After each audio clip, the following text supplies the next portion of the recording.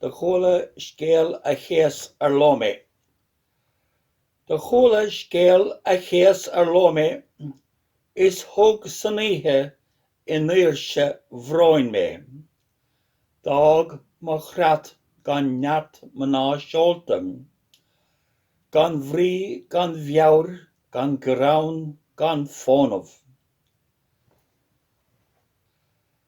Ábhar muoithe scaoile an scéal sin, cás gan leighis is aine tóirse. An nóchan lit is ilk is olchair, gríosú téama is tréige móra. Díthú buine críthe fóla, lagú grín is gnín na cóige, mar a díogad ar níana móra, as a bharna cearta is córa. Mór an scéal ní féidir áling, ar níthe I riamh le mo lósam. Fóir an éile léan ina dhéag sin, is tá an déanacht gach lé dá leona.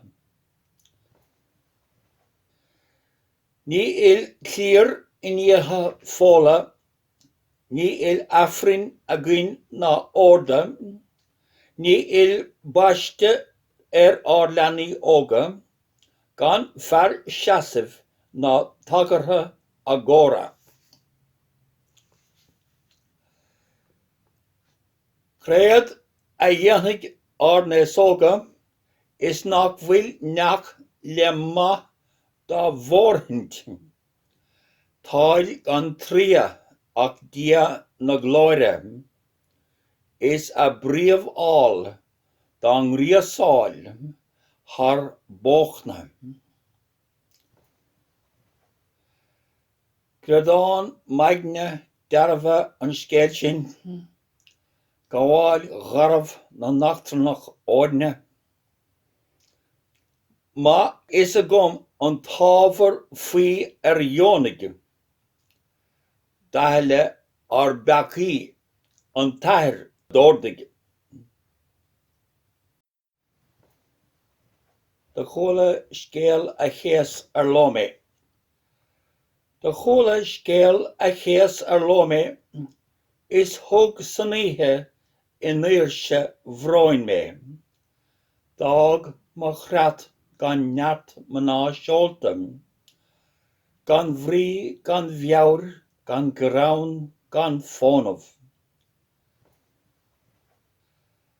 Ábhar muoithe scaoile an scéal sin, cás gan leighis is aine tóirse.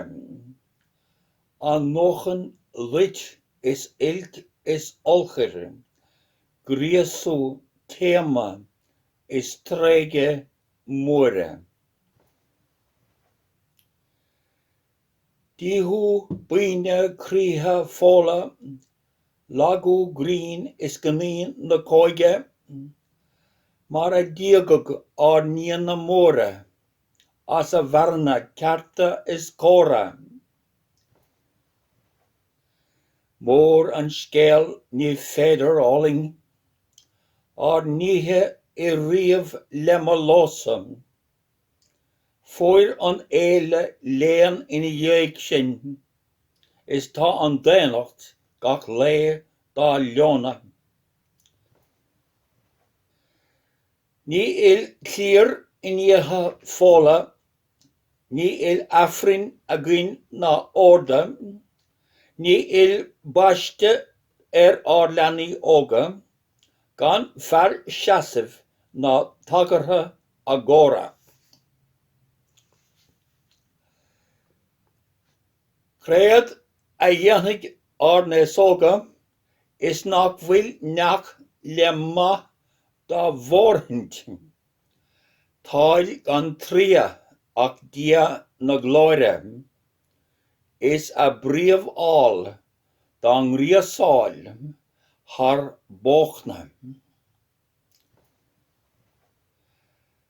Credáin maidne dearbh an scéal sin go bhfuil garbh na riachtanach áideanna. Má is a gom an tábhar faoi dheonach daithe le ar bpeacaí an tAthair dórdaigh